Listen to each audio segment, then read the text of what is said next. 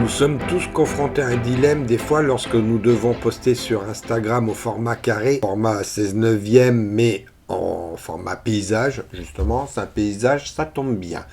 Et nous voulons qu'il apparaisse dans un carré pour pas que l'image soit tronquée. Alors comment faire? C'est bien simple, il suffit de redimensionner l'image dans un carré. Pour cela, nous allons donc dans Images, pas taille de l'image parce que c'est pas sur lequel on veut travailler, mais bien sûr sur la zone de travail pour que celle-ci devienne carrée, c'est-à-dire que les bords de largeur soient égales aux bords de la hauteur. Mais avant de redimensionner donc le travail, il faut tout d'abord déverrouiller l'image sur laquelle on va travailler, et ce qui nous permet maintenant à partir de donc image taille de la zone de travail, de redimensionner à une hauteur égale à la largeur, c'est-à-dire 5547 pixels dans ce cas-là. Alors je vais revenir en arrière. Si nous ne faisons pas cette manipulation, voici ce qui se passe avec Photoshop, là, la dernière version. Donc je reviens en arrière, voilà, je vais revenir à ouvrir, d'accord? On revient à l'état initial. Calque, toujours pareil. Là, je le laisse verrouiller. Voilà ce qui se passe. Donc, je vais faire Image, taille de la zone de travail, 5547. Je fais OK. Et là, vous voyez, il me met couleur d'arrière-plan.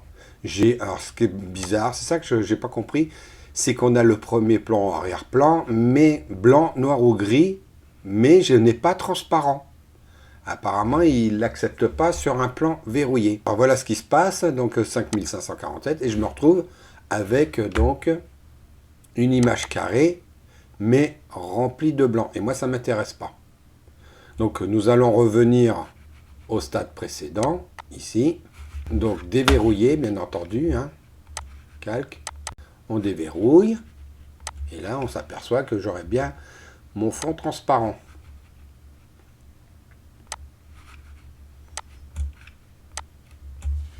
« 5547 ». Voilà. Et là, j'ai mon carré.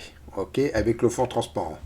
Et là, sur le fond transparent, maintenant, nous allons pouvoir faire comme sur Instagram, rajouter un fond de couleur. Donc, ici, je peux prendre avec la pipette une couleur moyenne. Par exemple, ici, moi, je trouve qu'on est dans les beiges.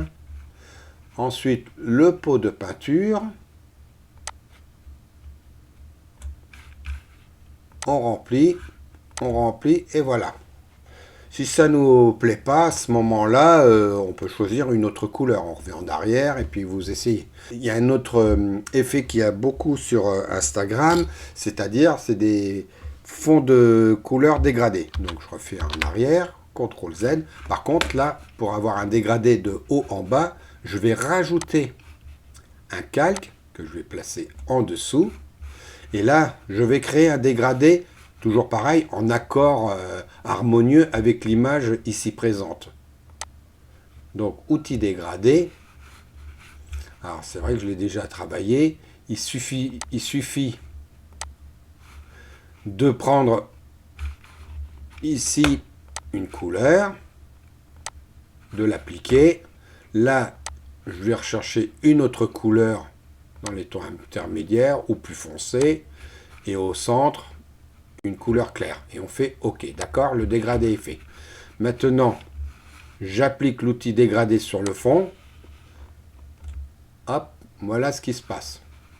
Mais là, j'aurais voulu un peu plus de bleu. Donc, le marron, c'est bien. Ce que je vais faire, je vais le faire jusqu'à la moitié de voilà. Comme ça, là-haut, j'ai de bleu. Et voilà. D'accord? Alors comme ça, on a une bande bleue, une bande marron, et on s'aperçoit qu'on a un dégradé comme ça. Mais si on voudrait un dégradé plus subtil, il suffit de changer la valeur du dégradé. Hein.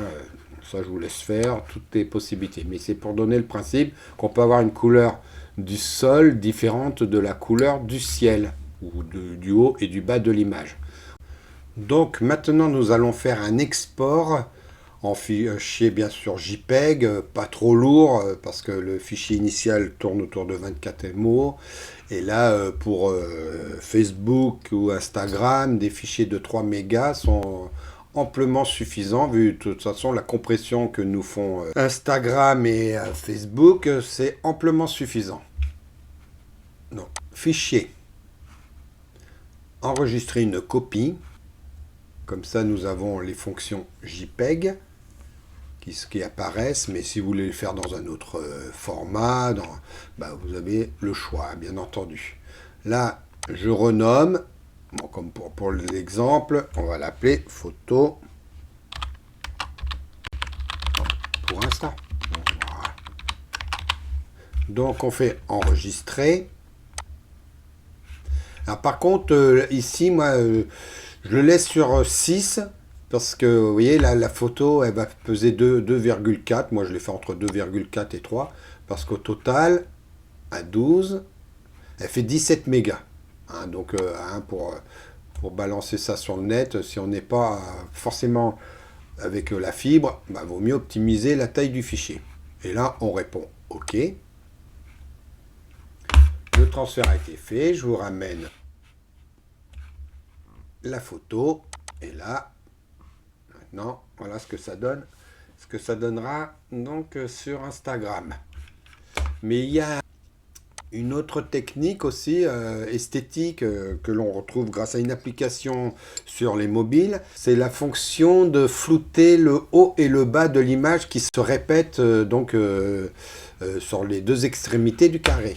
Donc nous allons voir ça tout de suite. Je cache donc le premier. Et ici, je vais le dupliquer 2 fois. C'est encore plus simple, parce qu'autrement, on aurait pu passer par un cadre de sélection, mais moi, je trouve que ça va plus vite de faire ça. Alors ça va être l'image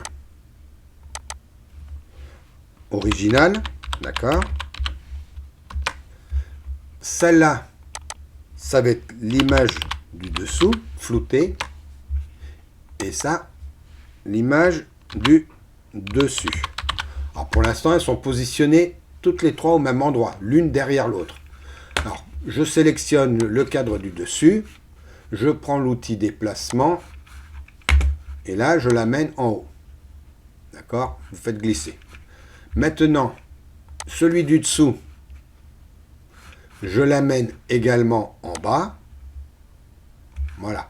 Et là, on n'est pas dans le bon sens. D'accord? C'est normal parce que l'original doit passer au-dessus. Comme ça.